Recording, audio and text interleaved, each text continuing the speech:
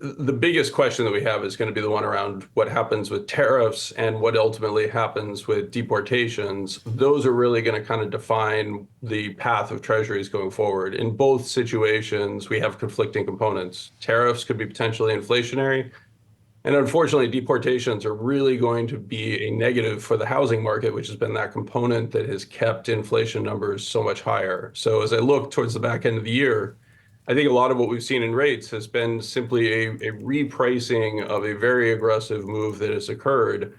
I'm not sure that I would interpret anything that's happening in the rates market as anything other than a fairly substantial give back of that on the recovery in the economic conditions that your prior guest hit on.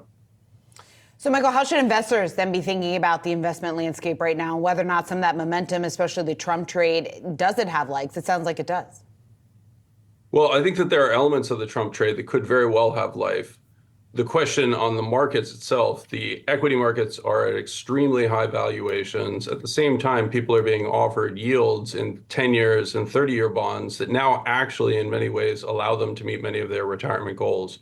We're seeing expectations continue to bubble up. We're seeing surveys that suggest investors' expectations of long-term returns are rising. All else equal, that suggests to me that we should be very cautious about equity exposure, and we should look at much of what we're seeing in the fixed income world as an opportunity to de-risk portfolios while still earning a very attractive return. It sounds like you're really focused and kind of trying to make sure that there's a barbell approach to where there is risk opportunity that will see reward versus where you would just like to make sure that you're kind of taking advantage of, even if it might not be the sexiest trade out there, one of the most stable trades out there. How are you kind of making sure that you're diversifying even in an environment while also making sure that you're taking on some risk?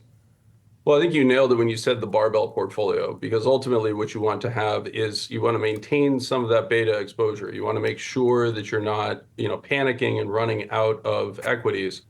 But at the same time, the extraordinary gains that we've seen with the S&P up 25+% for the year and over the past several years having delivered a near record performance, a lot of that has been on the back of valuation expansion. We just have not seen the earnings come through in the manner that was projected. If we go back 2 years ago, we were supposed to be at $270 in the S&P for earnings at this point. Instead, we're looking more like $220. So a lot of the expectations that are built into equity markets suggest that this is an element of mania that's catching hold at this point. And if you're going to play that, play it with some safety. Take advantage of the fact that implied volatility is relatively low. Consider owning calls rather than stocks, and don't neglect that fixed income portion of your portfolio. Michael, what about the crypto side of things? You've got Bitcoin on this relentless rally and march higher, now right just below that 91,000 level. Is that an area that investors should be looking to gain a little bit more exposure to? Well, I have to be very candid. I've been very negative on Bitcoin. Clearly, the price appreciation has been extraordinary, but that has come, unfortunately, on the back of flows coming from retail. So we are seeing evidence that the ETFs are being used for exit liquidity for other holders of Bitcoin. Ultimately, we still do not have a use case for it or the opportunity to generate any returns associated with this underlying product. And as a result, it really just boils down to a question of, do you think that you can get out before the next person does? Okay, and so is there still, as we're kind of looking at 90,000 Bitcoin, 90,000 US dollars at least for Bitcoin this morning, what needs to happen? Because it kind of comes back to what you were talking in terms of the valuations that have run so fast and so quickly, and now the growth into some of these valuations. What do you think needs to happen then within crypto for it to actually validate what we're seeing right now at one Bitcoin for $90,000? Well, there are two components that could ultimately end up happening here. One is that Bitcoin was originally designed as a peer-to-peer payment system. It has failed in that front.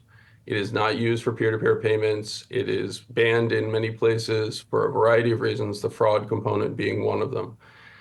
The issue that leaves effectively the component that people are angling for at this point, that it becomes a leverageable asset, that theoretically your stock of Bitcoin could be lent to somebody else who wants it or needs it in some way. And unfortunately, that becomes just a circular logic, because if it's not ultimately useful for payments, then it becomes a question of what do people actually need it for. There's plenty of collateral out there in the world U.S. Treasuries are obviously sitting at the base of that right now. The Bitcoin play and America's embrace of it is a very odd one if we decided that we ultimately wanted to undermine our own positioning in terms of the reserve asset.